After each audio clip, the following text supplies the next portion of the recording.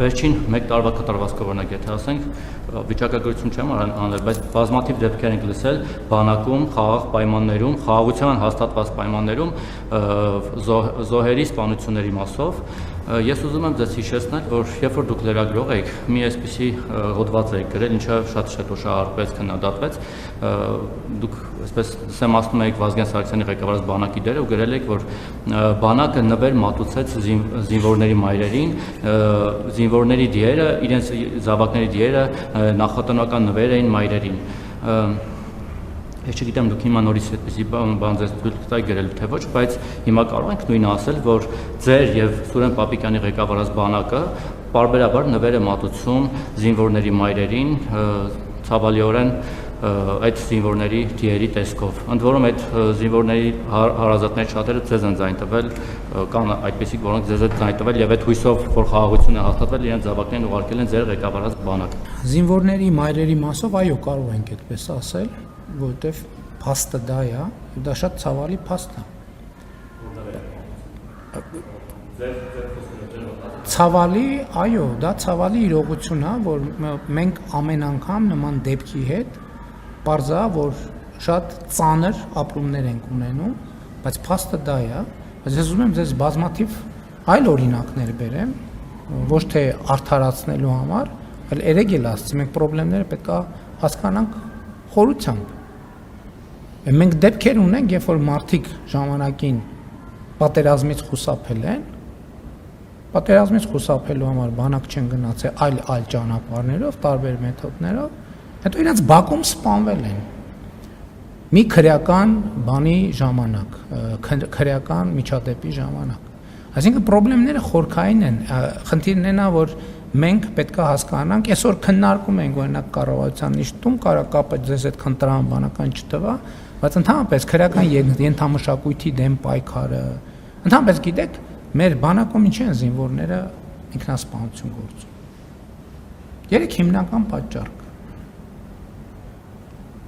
Պատճառներից մեկը խաղադրույթներ կատարել, պարտքերի տակ ընկնել եւ պարտքը չկարողանալ փակել։ Մենք դե յուրե միջոցներ ենք ձեռնարկել, որ նաև արգելվի ծառայության մեջ գտնվողներին, բայց այդ համակարգը դեր ներդրման մեջ է, բայց ես ձեզ ասեմ նաև, որ այս սրա մասին ես գիտեմ Կոշի գաղութում գտնված լինելու ժամանակաշրջանից պարտադիր չի, որ դու քո հեռախոսով բան անես, խաղադրույք կատարես, կան բաներ, ստվերային դիլերներ, որոնք հեռախոսով խոսքի վրա խաղադրույքներ կատարում են, հետո բան են անում։ Այսինքն նույնիսկ եթե հեռախոս չլինի, խաղադրույքը հետո եթե հաղթել ես, քո հաղթածը տալիս են, բայց եթե պարտվել ես, հազար ներողություն այդ բառի համար, ստանում են բոլոր հնարավոր միջոցներով։ Ինքնասպանության պատճառներից մեկը սա է։ Երկրորդը ընտանեկան կամ անձնական խնդիրները, որ քաղաքացիական կյանքում իրանց ինչ հարաբերություններում խնդիրներ են առաջանում եւ դրանք, այսինքն ես ասում եմ, ինչ որ ուսումնասիրությունները, զեկույցները ծանոթալով։ Երրորդը կապված է մի շատ կոնկրետ իրավիճակի հետ։ Մարտական բանում, դիրքում հերթապահության, քո ժամապահության ընթացքում քնելը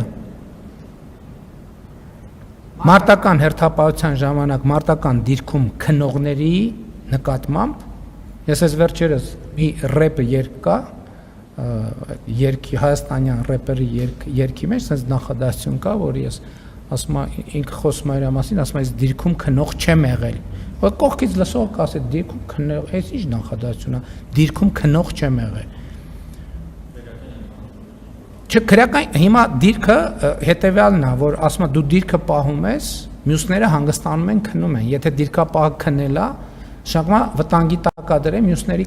կյանքը եւ ով որ արձանագրվում է, որ դիրքի ժամանակ քնելա, իր նկատմամբ զինվորները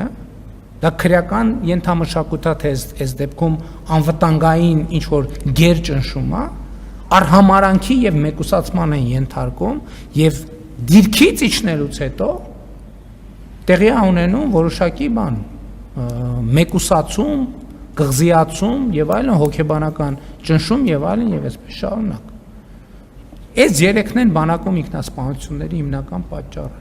Եվ ուզում եմ ասել, որ անձնական, այդ որ ասում են քրեական ենթամշտակույթ, տեսեք, շատ դեպքերում մենք վերնագիրը դնում ենք, տենց ասում ենք քրեական, չենք խորանում, դա ինչ նշանակում գործնականում հասկանում եք։ Բանակում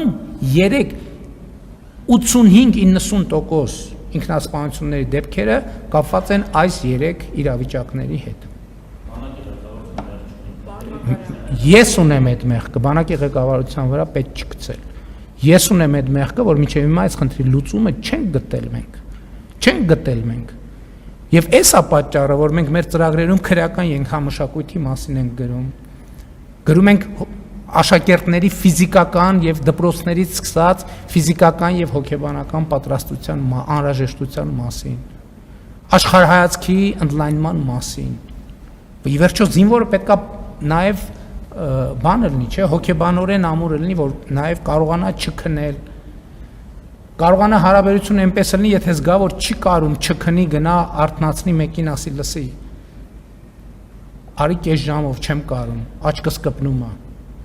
Դա արդեն քրեական որ փոխօգնության է տրամաբանությունը, ոչ թե մեկուսացման։ Ես նկատի ունեմ վերնագրերը մեծ շատ դեպքերում եւ այդ առումով շնորհակալ եմ հարցի համար, որ հնարավորություն տվեցիք այս մանրամասները բացեմ։ Որտեղ համոզված եմ լրագրողների մի մասը գիտեն ես, բայց հանրության մեծամասնությունը չգիտի։